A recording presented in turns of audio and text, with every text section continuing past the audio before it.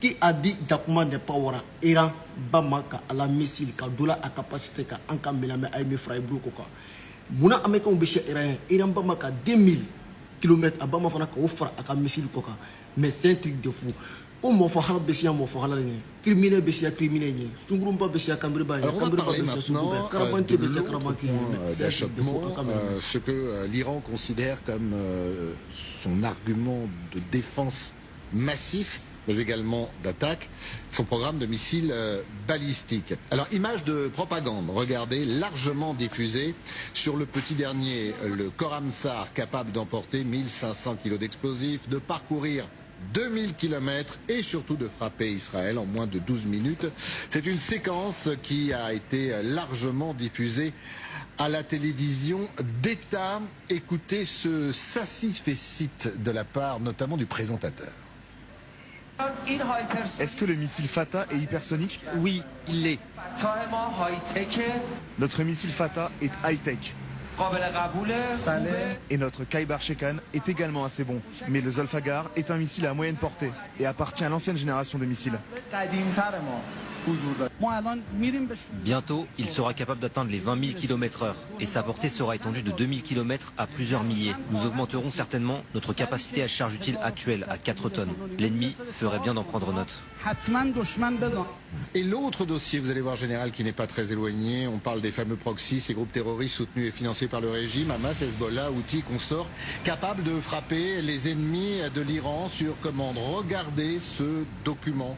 Il a été tourné quelque part en Irak, dans une base souterraine et diffusé, bien évidemment, par les Iraniens il y a quelques heures seulement. Général, ces missiles, cet armement, quelque part se sauf-conduit pour le régime iranien. Bon, d'abord, moi j'ai beaucoup de doutes sur le nombre de missiles, de leur capacité. Il y a forcément des missiles qui existent, en un nombre indéterminé, avec une capacité de frappe effectivement sur Israël en premier.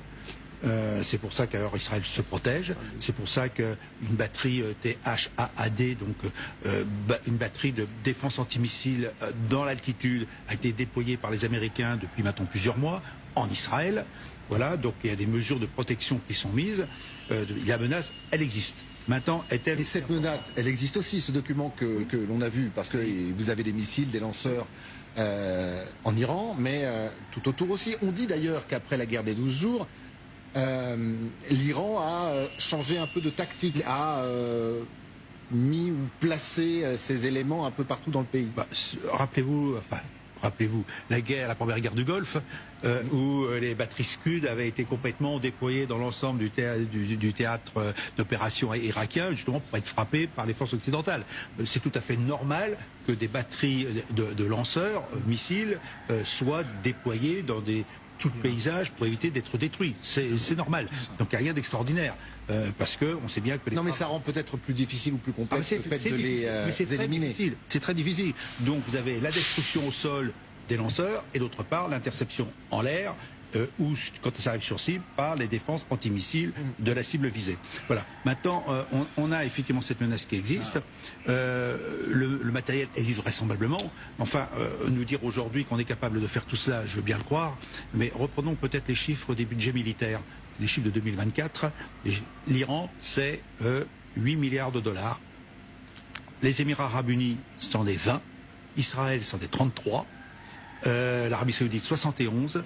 Et les États-Unis, c'est 1000. Oui, mais c'est peut-être d'anciens stocks. Enfin bon, je voudrais pas me faire l'avocat du diable, mais ils existent peut-être. Enfin, pendant la guerre des 12 jours, Israël a été quand même très surpris, la population très choquée par les frappes venues d'Iran. Oui, oui, tout à fait, mais c'est tout à fait possible. Maintenant, les chiffres annoncés sont des chiffres de propagande, donc il faut les prendre.